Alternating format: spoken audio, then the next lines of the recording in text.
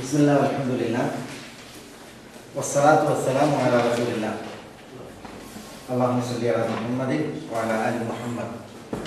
നമ്മൾ ബുലൂഗുൽ മറാമിൽ കിതാബുൽ ബുയൂഇൽ ഇമാം അൽ-ഹാഫിദ് ഇബ്നു ഹജർ റഹിമഹുല്ലാഹ് നൽകിയ ഹദീസുകളുടെ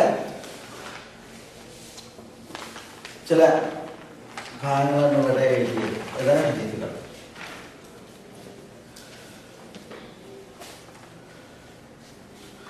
വിരോധിക്കപ്പെട്ട ഇടപാടുകളാണ് ഇവിടെ ഉണർത്തുന്നത് അല്ലേ? അതിലൊന്നാമത്തെ ഹദീസ് അബൂ ഹുറൈറയുടെ അല്ലേ? അബൂ ഹുറൈറ وعن أبي هريرة رضي الله تعالى عنه قال نهى رسول الله صلى الله عليه وسلم أن يبيع حاضر لباد ولا تناجشوا ولا يبيع الرجل على بيع أخيه ولا يخطب على خطبة أخيه ولا تسأل المرأة طلاق أختها لتكفأ ما في إنائها متفق عليه. ولمسلم لا يصوم المسلم على صوم المسلم. طيب അബൂ ഹുറൈറയിൽ നിന്നാണ് ഹദീസ്. എന്താ അദ്ദേഹം പറയുന്നത്? നഹാ റസൂലുള്ളാഹി സ്വല്ലല്ലാഹു അലൈഹി വസല്ലം, റസൂലുള്ളാഹി സ്വല്ലല്ലാഹു അലൈഹി വസല്ലം തങ്ങൾ വിരോധിച്ചു അയ്യബിഅ ഹാദിറുൻ ലിബാദിൻ. എന്താ എന്താണല്ലോ അയ്യബിഅ ഹാദിറുൻ? എന്താ? പട്ടണവാസി വിൽക്കുന്നത്. ലിബാദിൻ ആർക്ക്? ഗ്രാമവാസിക്ക് വേണ്ടി. ഗ്രാമവാസിക്ക് വേണ്ടി പട്ടണവാസി വിൽപ്പന നടത്തുന്നത് റസൂലുള്ളാഹി സ്വല്ലല്ലാഹു അലൈഹി വസല്ലം തങ്ങൾ വിരോധിച്ചു. അതെന്തുകൊണ്ടാ പറഞ്ഞേ? എന്തുകൊണ്ടാ വിരോധം? അത് ശരിയായിരിക്കും. കാരണം എന്താ, പട്ടണവാസിക്ക് കാര്യങ്ങൾ അറിയാം, ഗ്രാമീണവാസിക്ക് അത് അറിഞ്ഞോളുന്നില്ല. അപ്പൊ പറ്റിക്കൽ വരും എന്നുള്ളതുകൊണ്ട്.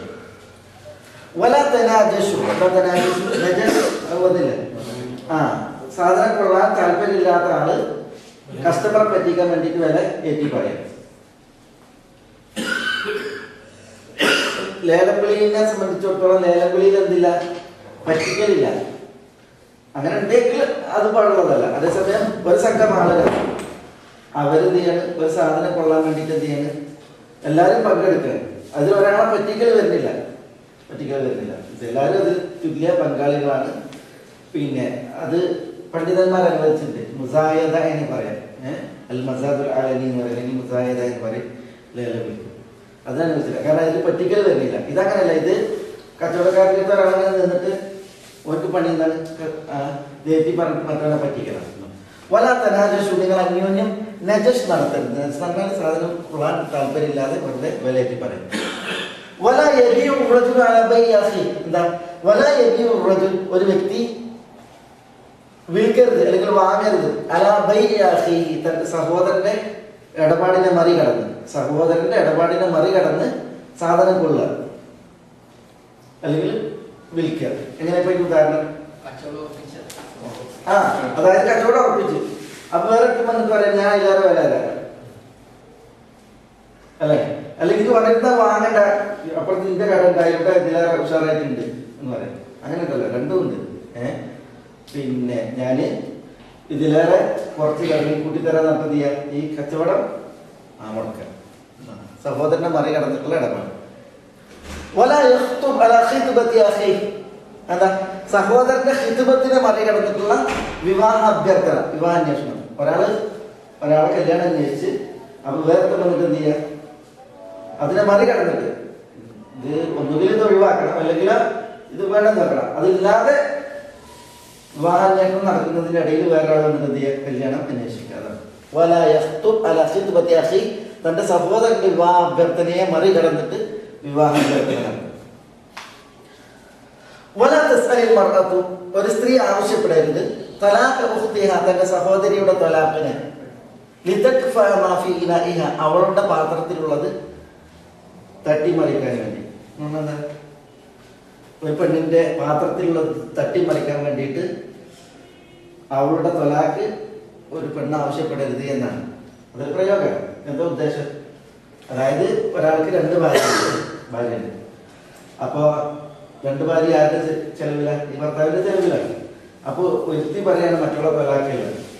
അവളെ തൊലാക്കില്ലെങ്കിൽ എന്താ ഉണ്ടാകുക? അവളുടെ കഞ്ഞി മുടങ്ങും. ഇയാൾ കൊടുക്കുന്ന ആ ചെലവ് അവൾക്ക് മുടങ്ങും. അപ്പൊ ആ ചെലവ് മുടങ്ങാൻ വേണ്ടിയിട്ട് തലാഖ് ആവശ്യപ്പെടരുത് എന്നാണ്.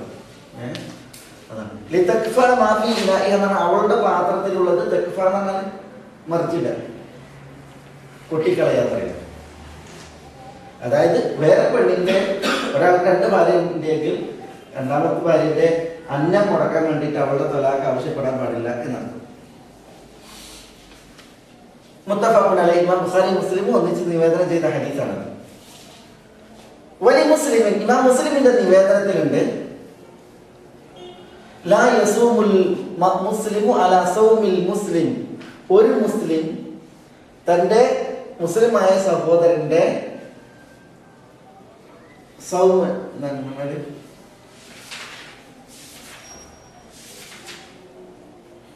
ഇടപാടിനെ മറികടന്ന് ഇടപാട് നടത്തുന്നത്. ലാ യസൂമുൽ മുസ്ലിം, ഒരു മുസ്ലിം എന്ത് ചെയ്ത് ഇടപാട് നടത്തരുത്, വില പറഞ്ഞ വ്യവഹാരം നടത്തരുത്. അലാ സൗമിൽ മുസ്ലിം, മറ്റൊരു മുസ്ലിമിന്റെ ഇടപാടിനെ മറികടന്ന്. യസൂം അങ്ങനെയാണെങ്കിൽ അതെന്തായി? പിന്നെ ഇത് ലാ നാഫിയാണ്, അത് ലാ നാഹിയാണ്. ലാ നാഹിയാണെങ്കിൽ ലാ യസൂം, ലാ നാഫിയാണെങ്കിൽ ലാ യസൂമു, വാവ് കളയാൻ പാടില്ല. ഇതിലെന്താണ്? ലാ യസൂം. അപ്പൊ ലാ നാഹിയാണ് എങ്കിൽ ഈ വാവ് കളയും വേണം, ഫേലിന് സുക്കൂനായിരിക്കണം. പക്ഷെ ഇവിടെ 2 സുക്കൂൻ ചേർന്ന് വരുമ്പോൾ ഇതിന് കെസ്ർ കൊടുക്കണം.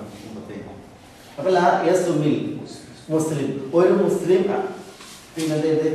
പിന്നെ വ്യവഹാരം നടത്തരുത്. അലാ സൗമി അൽ മുസ്ലിം, മറ്റൊരു മുസ്ലിമിന്റെ ഇടപാടിനെ മറികടന്ന്. ഒരു മുസ്ലിം അയാളുടെ ഇടപാടിനെ മറികടന്ന് മറ്റൊരു മുസ്ലിം ഇടപാട് നടത്തരുത്.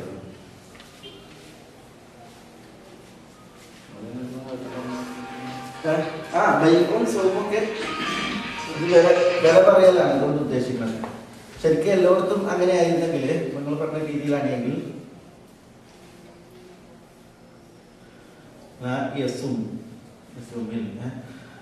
ഇവിടെയൊക്കെ ലാ നാഫിയാണ്, ലാ യബീഉ എന്നാണ്, അല്ലെങ്കിൽ ലാ യബീഉ എന്നാണ്. ഇനി ഇതേപോലെ ലാ യസു എന്നാണ്, ഇവിടെ ലാ യബീഉ എന്നാണ്. അതേപോലെ ഇവിടെയും ലാ യസു എന്നുള്ളത് ലാ യസൂമു എന്നാണ്. ഇവിടെ ഇതുണ്ട്, ഇതൊക്കെ ലാ നാഫിയാണ്, ലാ യഖ്തുബു. പക്ഷെ നാഹിയന്റെ അർത്ഥത്തിലാണ്, അങ്ങനെ ചെയ്യരുത് എന്ന അർത്ഥത്തിലാണ്. ഇവിടെ ലാ യസൂം എന്നാണെങ്കിൽ നാഫിയാണ്, പക്ഷെ നാഹിയനെ വിരോധിക്കാനുള്ള അർത്ഥത്തിലാണ് ലാ യസൂം. ഇപ്പൊ മുസ്ലിമിന്റെ വേറെ റിവായത്താണ്, അതുകൊണ്ട് ലാ യസൂം എന്ന് പറഞ്ഞാൽ പ്രശ്നമാണ്. അതാണ് ഒന്നാമത്തെ ഹദീസ്. ഇടപാടുകളുമായി ബന്ധപ്പെട്ടിട്ട് ശ്രദ്ധിക്കേണ്ട ആളുകൾക്ക് പലപ്പോഴും പണിയുന്ന പ്രശ്നമാണ് മറ്റുള്ളവരെ മറികടന്നിട്ട് കച്ചവടം നടത്തുന്നത്. ഇത് ഈ സൗമ് എന്ന് പറഞ്ഞാൽ വിലപേശലാണ്.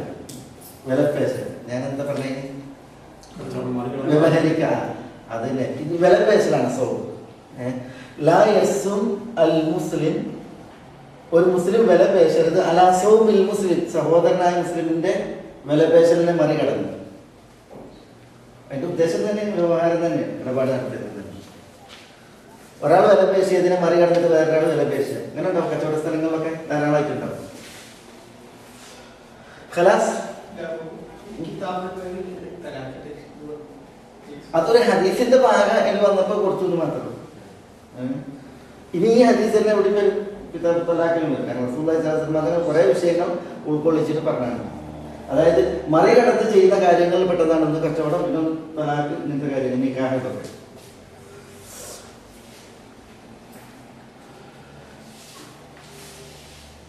ഒക്കെ ഇടപാടാണ്. ഒക്കെ എന്താണ്? ഇടപാടാണ്. സാമ്പത്തിക ഇടപാടല്ല, ഇടപാടുകൾ പെട്ടതാണ്. കൊടുക്കൽ വാങ്ങൽ, നിക്കാഹ്, തലാഖ്, ഇതിലൊക്കെ. അടുത്ത ഹദീസ് അബൂ അയ്യൂബിന്റെ ഹദീസ്. وعن أبي أيوب الأنصاري رضي الله تعالى عنه قال قال رسول الله صلى الله عليه وسلم من فرق بين الوالدة وولدها فرق الله بينه وبين أحبته يوم القيامة.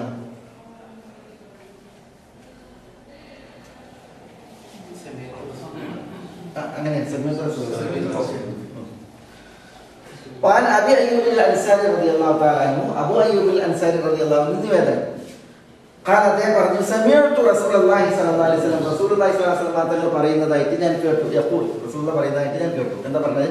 മൻ ഫറഖ ഒരാൾ വേർപ്പെടുത്തിയാൽ ബൈനൽ വാലിദതി വ വലദിഹ മാതാവിൻ്റെയും മാതാവിൻ്റെ കുട്ടിയുടെയും ഇടയിൽ ഫറഖ അല്ലാഹു സുബ്ഹാനഹു വ തആല വേർപ്പെടുത്തും ബൈനഹു അവൻ്റെയും വ ബൈന അഹിബ്ബതിഹി അവൻ്റെ ഇഷ്ടഭാജനങ്ങളുടെയും ഇടയിൽ യൗമൽ ഖിയാമ അന്ത്യനാൾ. എന്താ പറഞ്ഞേ? അതായത് ഒരു അടിമ സ്ത്രീ ഉണ്ട്, അടിമ സ്ത്രീക്ക് ഒരു കുട്ടിയുണ്ട് അല്ലേ? ഇതിനെ വിൽക്കുകയാണ് നിൽക്കുക, ഈ അടിമനെ വിൽക്കാൻ നിൽക്കുക. അപ്പൊ അടിമ സ്ത്രീയെ ഒരാൾക്കും കുട്ടീനെ വേറൊരാൾക്കും വിൽക്കുക, അതാണ് വേർപ്പെടുത്തുക. അങ്ങനെ ഒരിക്കലും ചെയ്യാൻ പാടില്ല. ഉമ്മയിൽ നിന്ന് കുട്ടിയെ അടർത്തി മാറ്റാൻ പാടില്ല. ഉമ്മയും കുട്ടിയും ഒന്നിച്ചാൽ കൊടുക്കട്ടെ, അങ്ങനെ കൊടുക്കുകയാണ്. അതാണ് പറഞ്ഞത്. ഒരു സ്ത്രീയെയും അവളുടെ മകളെയും വേർപ്പെടുത്തിയിട്ടുണ്ടെങ്കിൽ അള്ളാഹു അവൻ്റെയും അങ്ങനെ വിറ്റവൻ്റെയും അവരുടെ ഇഷ്ടക്കാരുടെയും ഇടയിൽ അന്ത്യനാളിൽ വേർപാടുണ്ടാകും. ഒരിക്കലും അങ്ങനെ പാടില്ല എന്നുള്ളത്.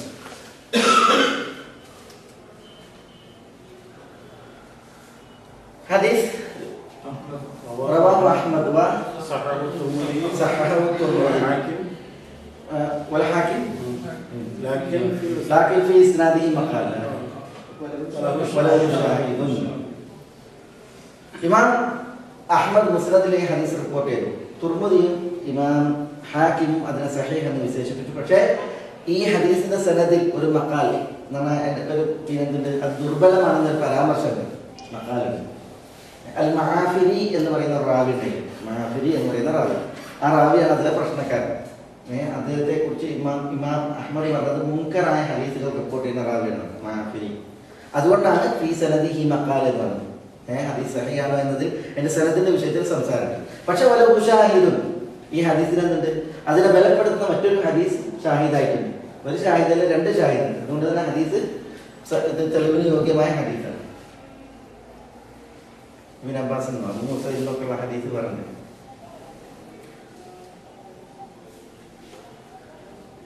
മഹാഫിരി എന്ന റാവിയാണ് ഇതിന്റെ പ്രശ്നക്കാരൻ.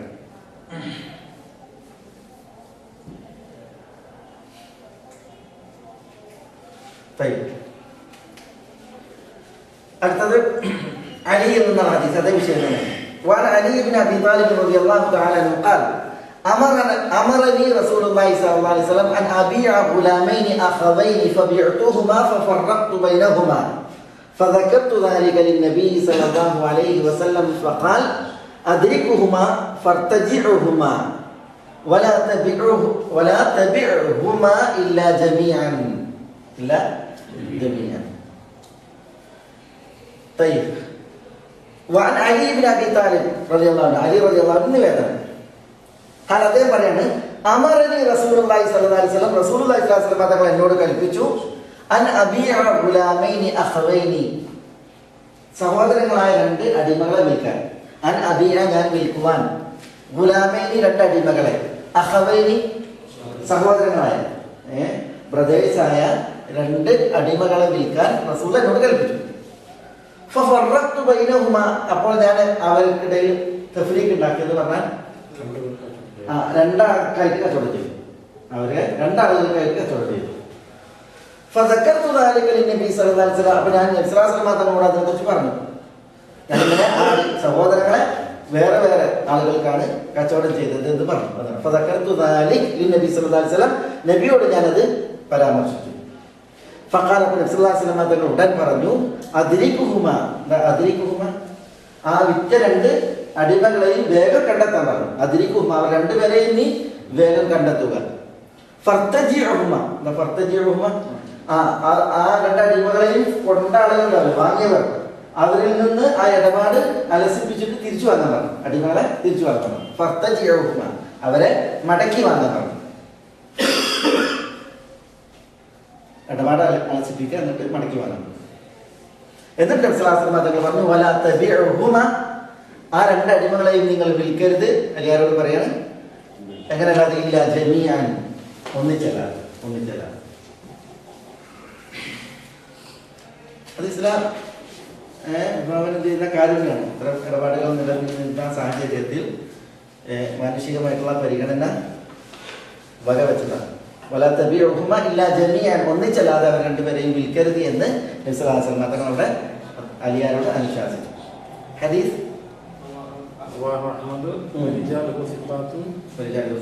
കുറെ ആളുകൾ അതിനെ സഹിയാക്കിയിട്ടില്ല. റവാഹു അഹ്മദ്, ഇമാം അഹ്മദ് ഈ ഹദീസിനെ നിവേദനം ചെയ്തു മുസ്നദിൽ. വരിജാലുഹു സിഖാത്ത്, ഈ ഹദീസിന്റെ റാവിമാർ വിശ്വസ്തരാണ്.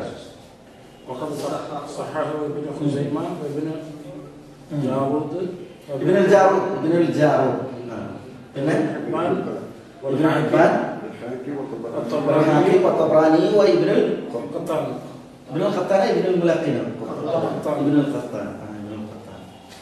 طيب ഇമാം അഹ്മദ് സഹീഹായ സനദോട് കൂടിയാണ് ഇതിനെ നിവേദനം ചെയ്തത്.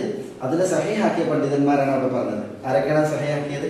ഇബ്നു ഖുസൈമ, ഇബ്നുൽ ജാറൂദ്, ഇബ്നു ഹിബ്ബാൻ, ഹാക്കിം, തബറാനി, ഇബ്നുൽ ഖത്താൻ. ഇവരൊക്കെയും ഹദീസിനെ സഹീഹ് എന്ന് വിശേഷിപ്പിച്ചിട്ടുണ്ട്.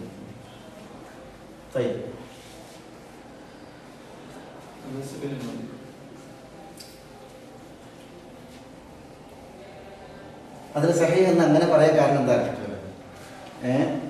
അലി റളിയല്ലാഹു തആല അൻഹുവിന്റെയും പിന്നെ ഇബ്നു അബി ശബീബ് റാവിന്റെ ഇടയിൽ ഇൻഖിതാഉണ്ട് എന്നൊരു പരാമർശം ഈ ഹദീസ് റിപ്പോർട്ട്. ഇത് അലിയിൽ നിന്നുള്ള ഹദീസല്ലേ? അലിയുടെയും അലിയിൽ നിന്നുള്ള റാവിയുടെയും ഇടയിൽ ഇൻഖിതാ, കണ്ണി മുറിഞ്ഞിട്ടുണ്ട് എന്നുള്ള ഒരു പരാമർശം ഈ ഹദീസിന്റെ സനദിനെ കുറിച്ചിട്ടുണ്ട്. അതുകൊണ്ടാണ് ഇബ്നു ഹജർ അതിനെ സഹീഹാക്കിയ പണ്ഡിതന്മാരെ, ഇത് പിന്നെ വേറെയും സനദുകളിൽ ഹദീസ് വന്നിട്ടുണ്ട്, ഈ ഹദീസ് വന്നിട്ടുണ്ട്. സഹീഹാക്കിയ പണ്ഡിതന്മാർ എത്ര എണ്ണാൻ കാരണം അതുകൊണ്ടാണ്.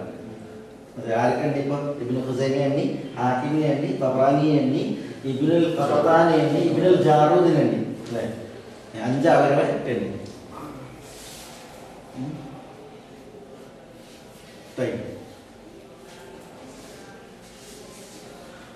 അടുത്തത് അനസ് റളിയല്ലാഹു അൻഹു ഹദീസ്. وعن أنس بن مالك رضي الله تعالى عنه قال غلا السعر في المدينة على عهد رسول الله صلى الله عليه وسلم فقال الناس يا رسول الله غلا السعر فسعر لنا فقال رسول الله صلى الله عليه وسلم إن الله هو المسعر القابض الباسط الرازق وإني لأرجو أن ألقى الله تعالى وليس أحد منكم يطلبني بمظلمة في دم ولا مال. അനസ് റളിയല്ലാഹു അൻഹു പറയുന്നു, വില, സാധനങ്ങളുടെ വില വർദ്ധിച്ചു, കുതിച്ചുയർന്നു. വില കുതിച്ചുയർന്നു.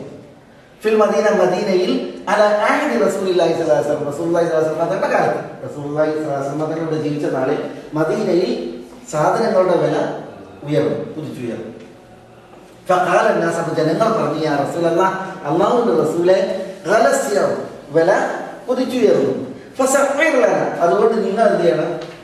ഞങ്ങൾക്ക് വില നിശ്ചയിച്ചു തരണം. വില നിശ്ചയിച്ചു തരണം, കുറച്ചേരണമല്ല.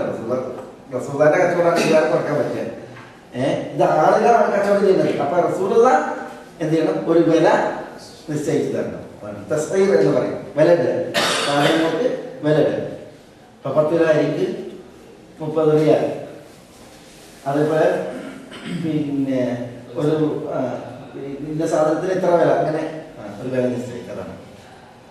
അപ്പൊ ഫസഇർലന, നിങ്ങൾ ഒരു വില നിശ്ചയിച്ചു തരണം. ഭരണാധികാരി സാധനങ്ങൾക്ക് വില നിശ്ചയിക്കുക, ഇതിലേറെ വിലക്ക് നിങ്ങൾ വിൽക്കരുത് എന്ന് പറയാം. ഒട്ടൊക്കെ വില നിശ്ചയിക്കുക സാധനങ്ങൾ. അതാണ് റസൂലുള്ളാഹി സ്വല്ലല്ലാഹു അലൈഹി വസല്ലം തങ്ങളോട് ആവശ്യപ്പെട്ടത്. അപ്പൊ റസൂലുള്ളാഹി സ്വല്ലല്ലാഹു അലൈഹി വസല്ലം തങ്ങൾ പറഞ്ഞു, ഇന്നല്ലാഹ ഹുവൽ മുസഇർ, തീർച്ചയായും അല്ലാഹു ഹുവൽ മുസഇർ, അള്ളയാണ് വില വിധിക്കുന്നവൻ, വില നിശ്ചയിക്കുന്നവൻ, വിധിക്കുന്നവൻ. അൽ ഖാബിദു ബിൽ ബാസിത്, അല്ലാഹുവാണ് അൽ ഖാബിദ്. എന്താ ഖാബിദ് എന്ന് പറഞ്ഞാൽ? അല്ലാഹുവാണ് പിന്നെ സാധനം, പിന്നെ ഭക്ഷ്യ വസ്തുക്കളൊക്കെ എന്ത് ചെയ്യാം? അതിൽ നിയന്ത്രണം വരുത്തുക, പിടിച്ചു വെക്കുക. അല്ലാഹു ആകുന്നു വില നിശ്ചയിക്കുന്നവൻ, വില വിധിക്കുന്നവൻ. അൽ ഖാബിദ് എന്താണ്? സാധനങ്ങളുണ്ടല്ലോ അതിനെ പിടിച്ചു വെക്കുന്നവൻ. അൽ ബാസിത്ത്, വിശാലമായിട്ട് നൽകുന്നവൻ. അർ-റാസിഖ് അന്നം നൽകുന്നവൻ. അപ്പൊ അള്ളാഹുവാണ് മുസഖിർ, അള്ളാഹുവാകുന്നു ഖാബിദ്, ബാസിത്ത്, റാസിഖ്. അന്നം നൽകുന്നവനും അന്നം വിശാലമാക്കുന്നവനും അന്നം ശുഷ്കുന്നവനും. അതാണ് അൽ ഖാബിദ് എന്ന് പറഞ്ഞാൽ അന്നം ശുഷ്ക, പരിമിതപ്പെടുത്തുക. അതുപോലെ വില നിശ്ചയിക്കുന്നവന് അള്ളാഹുവാണ്. വഇന്നി ലഅർജു, റസൂലുള്ളാഹി സ്വല്ലല്ലാഹു അലൈഹി വസല്ലം പറയുന്നു, തീർച്ചയായും ഞാൻ ആഗ്രഹിക്കുന്നു അൻ അൽഖല്ലാഹ തആല, അള്ളാഹുവിനെ മരണപ്പിറ്റേന്ന് കണ്ടുമുട്ടാൻ. ഏതവസ്ഥയിൽ? വലൈസ അഹദുൻ മിൻകും യത്ലുബുനി, നിങ്ങളിൽ ഒരാളും എന്നെ അവിടെ ആവശ്യപ്പെടാത്ത നിലയ്ക്ക്, ബിമദ്ലമത്തിൻ, ഒരക്രമത്തിന്റെ പേരിൽ, ഫിദമിൻ, രക്തത്തിലാവട്ടെ, വലമാൽ, സമ്പത്തിലാകട്ടെ. എന്ന് പറഞ്ഞത് സാമ്പത്തികമായോ ശാരീരികമായോ ഞാൻ ചെയ്ത ഒരു അന്യായത്തിൽ ഒരാളും എന്നോട് പരലോക കോടതിയിൽ ഒരന്യായം ചെയ്തു എന്ന നിലയ്ക്ക് എന്നെ തെരഞ്ഞു വരിക, കണ്ടുമുട്ടാത്ത നിലക്ക് അള്ളാഹുവിനെ കണ്ടുമുട്ടാനാണ് ഞാൻ ആഗ്രഹിക്കുന്നത് എന്ന് റസൂലുള്ളാഹി സ്വല്ലല്ലാഹു അലൈഹി വസല്ലം തങ്ങൾ പറഞ്ഞു. എന്തിനായിരിക്കും റസൂലുള്ള പറഞ്ഞത് ഈ ഒരു ഇത് പറഞ്ഞത്? ഇപ്പൊ വില നിശ്ചയിച്ചിട്ടുണ്ടെങ്കിൽ അതിലെന്താ ഒരു അക്രമം?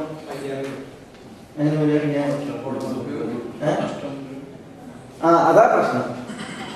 സാധനം കൊള്ളുന്നവരുണ്ട്, സാധനം കൊടുക്കുന്നവരുണ്ട്. മനസ്സിലായി? സാധനം കൊടുക്കുന്ന കച്ചവടക്കാർക്ക് ഭരണകൂടം ഒരു വില നിശ്ചയിച്ചു, ഇത്രയൊക്കെ വില ഇടാൻ പറ്റുള്ളൂ എന്നാണ്. മാർക്കറ്റിന്റെ പ്രത്യേകതയാണ്, മാർക്കറ്റിൽ സാധനങ്ങൾക്ക് വില കൂടി കുറഞ്ഞു ഇരിക്കും അല്ലെ? സാധനങ്ങൾ ഇറക്കുമതിയും കയറ്റുമതിയനുസരിച്ച് എന്ത് ചെയ്യും? വില കൂടി കുറഞ്ഞിരിക്കും. ഇത്രയൊക്കെ വിൽക്കാം എന്ന് പറഞ്ഞിട്ടെങ്കിൽ കൂടുതൽ പൈസ വാങ്ങിയിട്ടുണ്ടെങ്കിൽ ഈ ചങ്ങാതി എന്തായി വിൽക്കുന്നവൻ അവൻ നഷ്ടക്കാരനായി. അതാണ് നബി സല്ലല്ലാഹു അലൈഹി വസല്ലം പറഞ്ഞത്. സാധനം കൊണ്ടുവരുന്ന വ്യക്തി അവന് കൂടുതൽ വില കൊണ്ടുവന്നിട്ടുണ്ടാകും. ഇവിടെ ഇത്രയൊക്കെ വിൽക്കാൻ പറ്റുമെന്ന് പറഞ്ഞെങ്കിൽ വാങ്ങിയവന് നഷ്ടത്തിലാകും. അപ്പോ ഒരു നിർണിത വില ഭരണകൂടം അടിച്ചേൽപ്പിക്കൽ എന്താണ്? അത് അവരോടുള്ള അക്രമമാണ്, കച്ചവടക്കാരോടുള്ള അക്രമമാണ്. അവരോട് അക്രമം പാടുള്ളതല്ല, കൊള്ളുന്നവരോടും അക്രമം പാടുള്ളതല്ല എന്ന് അവിടെ റസൂലുള്ളാഹി സ്വല്ലല്ലാഹു അലൈഹി വസല്ലം തങ്ങൾ അറിയിക്കുകയാണ് ചെയ്തത്. ഇവിടെ ഒരു വിഷയം, ഈ തസ്മീർ എന്ന് പറഞ്ഞ സംഗതി ഉണ്ട്. ഭരണകൂടം ഇടപെട്ടിട്ട് സാധനങ്ങൾക്ക് ഒരു വില നിശ്ചയിക്കുന്ന ഒരു അവസ്ഥ ഉണ്ട്. ഇത്രയൊക്കെ വിൽക്കാവൂ എന്ന എത്ര അവസ്ഥ ഉണ്ട്. അതെപ്പോഴാ? കച്ചവടക്കാരുടെ കൃത്രിമത്വം, കച്ചവടക്കാരുടെ കൈക്കളി, അത് വ്യക്തമായിട്ടുണ്ടെങ്കിൽ ഭരണകൂടം ഇടപെട്ടിട്ട് ഇത്രയൊക്കെ വിൽക്കാവൂ എന്ന് പറയണം. ഒരു സാധനം ഇത്രക്കാണ് ഇവിടെ ഇറക്കുമതി ചെയ്തത്, അതിൽ പൂഴ്ത്തി വെപ്പായാലും കൊള്ളി വെപ്പായാലും അത് കച്ചവടക്കാരന് ബോധ്യപ്പെട്ടിട്ടുണ്ടെങ്കിൽ ഭരണാധികാരി ഇടപെട്ടിട്ട് ഇത്രക്കാണ് സാധനങ്ങൾ ഇവിടെ ഇറക്കുമതി ചെയ്യുന്നത്, അതിൽ ഇത്രയിലേറെ വില പോകരുത് എന്ന് ഭരണകൂടത്തിന് പറയാം. മനസ്സിലായി? അതേസമയം കച്ചവടക്കാരുടെ കൈക്രിയ ഇല്ലാതെ എന്ത് ചെയ്യും? സാധനങ്ങൾക്ക് വില വരും. ഉദാഹരണത്തിന് ഒരു കാലക്കെടുതി ഉണ്ടായി, വസ്തുക്കൾ കുറവാണ്, കച്ചവടക്കാർക്ക് യാതൊരു കൃത്രിമത്വ മനസ്ഥിതിയില്ല, പക്ഷെ സാധനം കുറവാണ്. ഇവർക്കും ജീവിക്കണം, ഇവർക്കും ഇടപാട് നടത്തുന്നവർക്കും അടവ് വെക്കണതൊക്കെ ഉണ്ട്. അപ്പൊ അവര് സ്വാഭാവികമായിട്ട് എന്തെങ്കിലും വില കൂട്ടും. സാധനം കമ്മിയായി, കാരണം എന്താ? ഉൽപ്പന്നം കുറവാണ്. ഉൽപ്പന്നം കുറവാകുന്ന സമയത്ത് ഇവരുടെ കൃത്രിമത്വ കാരണത്തല്ല, പ്രകൃതിയാ എന്താണ്? ഉൽപ്പന്നം കുറവാണ്. അങ്ങനെയാണ് സാധനങ്ങൾക്ക് എന്ത് ചെയ്യും? വില കൂടും. കച്ചവടക്കാരുടെ കൃത്രിമത്വം കൊണ്ടല്ല. അതാണ് അള്ളാഹുവാണ് വില നിശ്ചയിക്കുന്നവൻ എന്ന് പറയുന്നത്. അപ്പോ കച്ചവടക്കാരിൽ നിന്ന് കൃത്രിമത്വം വന്നാൽ ഭരണകൂടം ഇടപെട്ടിട്ട് തസ്തീർ ചെയ്യും. അതേസമയം അതില്ലാത്ത അവസ്ഥയിൽ ഒരിക്കലും എന്ത് ചെയ്യാൻ പാടുന്നതല്ല, ഭരണകൂടം ഇടപെട്ടിട്ട് തസ്തീർ നടത്തുക എന്നുള്ളത്, വില നിശ്ചയിക്കുക എന്നുള്ളത് പാടുന്നതല്ല. അതാണ് ഈ ഹദീസ് അറിയിക്കുന്ന വിഷയം. അങ്ങനെ ആയിട്ടുണ്ടെങ്കിൽ അത് ആളുകളോടുള്ള അക്രമമാണ്, ആളുകളോടുള്ള അക്രമമാണ്. ഈ ഹദീസിനെ വിശദീകരിച്ച പണ്ഡിതന്മാർ ഈ ഭരണ രാഷ്ട്രങ്ങൾ ഈ കച്ചവടക്കാർക്കായാലും മറ്റും ഈ ഇതുണ്ടല്ലോ, ഈ ഓവർ ചുങ്കം ചുമത്തുക, അതേപോലെ തന്നെ ഈ റുസൂമുകളൊക്കെ നിശ്ചയിക്കുക എന്നുള്ളത്, അതൊക്കെ ഇതിന്റെ പരിധിയിലാണ് വരിക. ആളുകളിൽ നിന്ന് അന്യായമായിട്ടുള്ള ഈ ഇത് നിശ്ചയിക്കുന്നുണ്ടല്ലോ, ചാർജ് നിശ്ചയിക്കുന്നത് എവിടെയായാലും റസൂലുള്ളാഹി സ്വല്ലല്ലാഹു അലൈഹി വസല്ലം തങ്ങൾ പറയുന്നു, വഇന്നി ലഅർജു അൻ അൽഖല്ലാഹ വലൈസ അഹദുൻ മിൻകും യത്ലുബുനി ബിമദ്ലബത്തിൻ ഫീ ദമിൻ വലമാൽ. അത് എല്ലാവർക്കും മുന്നറിയിപ്പാണ്, എല്ലാവർക്കും മുന്നറിയിപ്പാണ്. അതുകൊണ്ട് തന്നെ അന്ന് ആലോചിച്ച് നോക്കുന്ന പല നാടുകളും ഈ ആളുകളിൽ നിന്ന് ഇത്തരത്തിൽ പിന്നെ ചൂഷണ മനസ്ഥിതിയിൽ എന്ത് ചെയ്യാണ്, കാശ് ഈടാക്കി വലിക്കുന്ന അവസ്ഥ വന്നത് കാരണത്താൽ എന്ത് ചെയ്യണം, ബർക്കത്ത് നഷ്ടപ്പെട്ട് അതെ ആളുകൾക്കും പ്രശ്നമായി, നാടുകൾക്കും പ്രശ്നമായി, സാമ്പത്തികമായിട്ട് പതിതാവസ്ഥ വന്ന സ്ഥിതിവിശേഷം. കാരണം പൊരുത്തല്ലാത്ത മുതലാണ്, പൊരുത്തല്ലാത്ത മുതൽ അത് ഒരിക്കലും അനുഗ്രഹം ചെയ്യൂല. അല്ലാഹു മുസ്തആൻ. طيب ഈ ഹദീസ് رواه الخمسة إلا النسائي. ഈ ഹദീസ് റവാഹു الخمسة إلا النسائي. ഇമാം നസായി ഒഴിച്ച് അബൂ ദാവൂദ്, തുർമുദി, ഇബ്നു മാജ, ഇമാം അഹ്മദ് ഇവര് നിവേദനം ചെയ്തതാണ്. طيب ഞാൻ അവസാനത്തെ ഹദീസ്. وعن معمر ابن عبد الله العدوي رضي الله تعالى عنه قال قال رسول الله صلى الله عليه وسلم لا يحتكر إلا خاطئ لا يحتكر إلا خاطئ رواه مسلم. അല്ലേ, മുസ്ലിമിന്റെ ഹദീസ്. മഅമർ ഇബ്നു അബ്ദുല്ല അൽ അദവി അങ്ങനെയല്ലേ, അതല്ല മഅമർ ബിൻ അബ്ദുല്ല, മഅമർ ബിൻ അബ്ദുല്ല അൽ അദവിയാണ് അദ്ദേഹം. മഅമർ ബിൻ അബ്ദുല്ല അൽ അദവി ആദ്യകാലത്ത് ഇസ്ലാം സ്വീകരിച്ചിട്ടുള്ളപ്പെട്ട ഹബശയിലേക്ക് ഹിജറ പോയ സഹാബിയാണ് ഈ മഅമർ ബിൻ അബ്ദുല്ല അൽ അദവി. വളരെ കുറച്ച് ഹദീസുകൾ റിപ്പോർട്ട് ചെയ്തിട്ടുള്ളൂ. അദ്ദേഹം മഅമർ ബിൻ അബ്ദുല്ല അൽ അദവി ഹബശയിലേക്ക് ഹിജറ പോയിട്ടുണ്ട്. അദ്ദേഹം ഹിജറയുടെ 51 പുറാണ് അദ്ദേഹത്തിന്റെ മരണം വരുന്നത്. വിശ്വാസമാതങ്ങളുടെ വിയോഗശേഷം കുറെ കാലം ജീവിച്ചിട്ടുണ്ട്. ഹജ്ജത്തുൽ വദാഇൽ റസൂലുള്ളാഹി സ്വല്ലല്ലാഹു അലൈഹി വസല്ലം തങ്ങളുടെ തല മുണ്ടനം ചെയ്തത് ഈ സഹാബിയാണ്, മഅമർ ബിൻ അബ്ദുല്ല അൽ അദവി. അതാണ് അദ്ദേഹത്തിന്റെ പ്രത്യേകത. ഹജ്ജത്തുൽ വദാഇൽ നബി സല്ലല്ലാഹു അലൈഹി വസല്ലം തങ്ങളുടെ തല മുണ്ടനം ചെയ്ത സഹാബിയാണ് അദ്ദേഹം, മഅമർ ബിൻ അബ്ദുല്ല അൽ അദവി. റസൂലുള്ളാഹിന്റെ തല ഇങ്ങനെ തടവി അദ്ദേഹം എന്നിട്ട് റസൂലുള്ളാഹിന്റെ തല മുണ്ടനം ചെയ്തു.